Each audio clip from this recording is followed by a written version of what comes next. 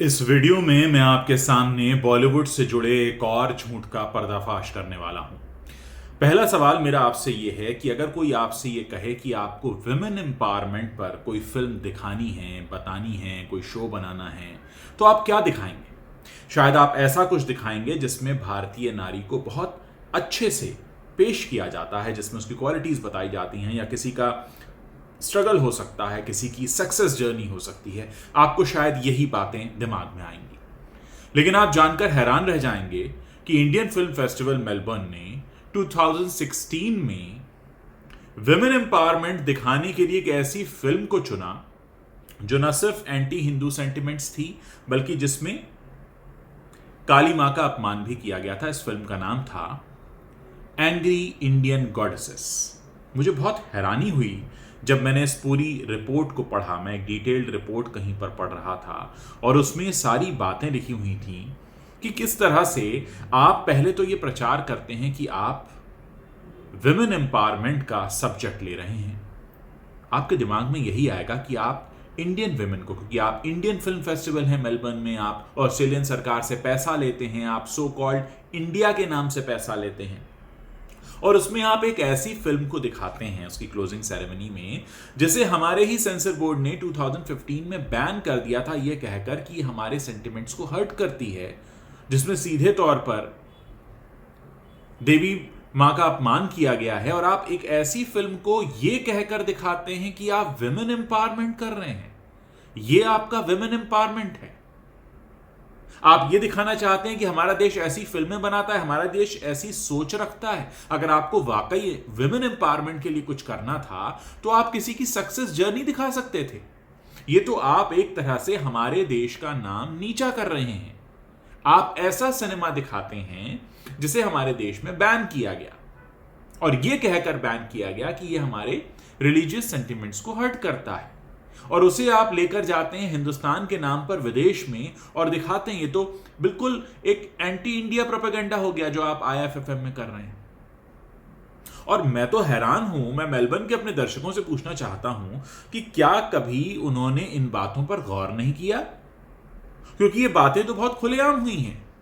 2016 का अगर आप आईएफएफएम उठाकर देखें, विमेन एम्पावरमेंट को सो कॉल्ड डेडिकेटेड था वो, और उसकी क्लोजिंग सेरेमनी में जो ये फिल्म दिखाई जाती है ये तो बैन की गई है। और क्यों की गई है? अगर आप इसका फेसबुक पर प्रोमो भी अवेलेबल है, अगर आप उस प्रोमो को सिर्फ देख लेंगे आपको मेरे सारे सवालों के जवाब मिल जाएंगे। बाकायदा फेसबुक पर एक पेज है एंग्री इंडियन गॉडेसेस के नाम से, और वहां पर आप इसका प्रोमो देख सकते हैं। मैंने खुद देखा है वो प्रोमो। उसके बाद मुझे हैरानी ये हुई कि आप एक ऐसी फिल्म को दिखाएंगे विमेन एम्पावरमेंट के नाम पर जहां पर महिलाएं ही, मतलब जो फीमेल कैरेक्टर्स हैं, वो इस तरह के डायलॉग्स बोल रही हैं, इतना कुछ बोल रही हैं कि उसमें विमेन एम्पावरमेंट जैसा तो मुझे कुछ नहीं दिखता। और आप ये कहना चाहते हैं कि विमेन एम्पावरमेंट के नाम पर हमारे देश में ऐसी फिल्में बनती हैं, ये विमेन एम्पावरमेंट है। सच में बहुत हैरत होती है। और मुझे एक और हैरानी हुई कि इसी फेस्टिवल में कई बार पाकिस्तानी फिल्में भी दिखाई गई हैं। होता तो इंडियन फिल्म फेस्टिवल है, लेकिन आप पाकिस्तानी भी दिखा देते हैं, आप पाकिस्तानी लोगों को बुला भी लेते हैं। खैर, आपकी मर्जी है, आपने सो कॉल्ड फंड लिए हैं सरकार से, लेकिन आप वहां पाकिस्तानी फिल्में जो दिखाते हैं वो तो ऐसी नहीं दिखाते। तो आप किस तरह की पिक्चर क्रिएट करना चाहते हैं? पहली गलती, आप इंडियन फिल्म फेस्टिवल कहते हैं और उसके बाद आप एक खास गैंग को प्रमोट करते हैं, अपनी तरह का प्रोपेगेंडा चलाते हैं, आप वहां की सरकार से पैसा भी लेते हैं, और वहां की सरकार पैसा देती है कि जो वहां हिंदुस्तानी लोग रहते हैं उनको उस कल्चर को प्रमोट किया जाएगा, हिंदुस्तान से हमारे संबंध गहरे होंगे। और आप संबंध गहरे करने के लिए एक ऐसी सिनेमा लेके जाते हैं जिसे यहां पे बैन कर दिया है, उसे दिखाकर आप संबंध प्रगाढ़ करेंगे।